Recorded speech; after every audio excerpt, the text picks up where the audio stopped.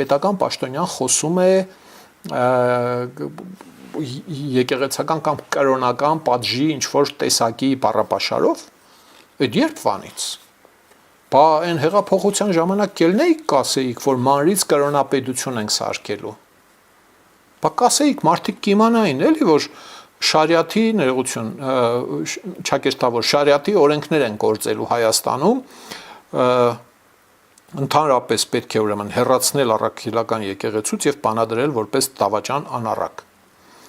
Այս տեսակ բարձունքներ է նվաճում քաղաքացիական պայմանագիրը իր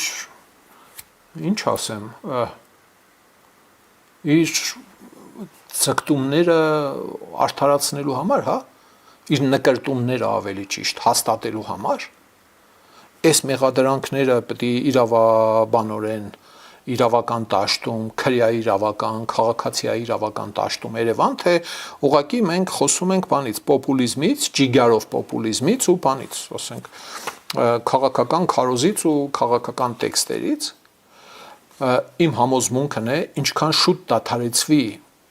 այս խայտառակ քաղաքականությունը, ինչքան շուտ կարգավորվեն օրենքներով չկարգավորված դրվագները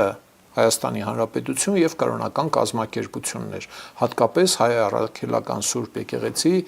կրոնական կազմակերպություն, հարաբերությունները ինչքան շուտ օրենսդրությամբ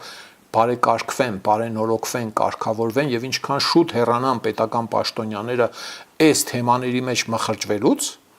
բարեվարկության թեմաների մեջ մխրճվելուց, այնքան շուտ դուրս կգանք մենք այս ճգնաժամից, դա չի նշանակում, որ պետական ապարատը կսկսի շատ բարեխղճորեն աշխատել կամ կրոնական կազմակերպությունները, այդ թվում էս ամենամեծը, կսկսի շատ բարեխիղճ ու բարեվարկ լինել, ինչպիսին կլինի իր հոտի առաջ թող հաշվետու լինի, թող հավատացյալները որոշեն, կարող է կաթողիկոսը աղջիկ ունենալ կամ տղա ունենալ, թող հավատացյալները, եկեղեցու հավատը քննադատեցիք մի անգամ, երկու անգամ հասկացանք դիրքորոշումները, պարզ է, մինչև երբ եք մսխելու հանրային վստահությունը, տված քվեն ու փողերը այս տեսակ բաների համար։ Սիրելի ժողովուրդ, խնդրում եմ լայքել եւ բաժանորդագրվել ալիքը։ Դրանով դուք կնպաստեք, որ հաղորդումներն ավելի շատ մարդ տեսնի։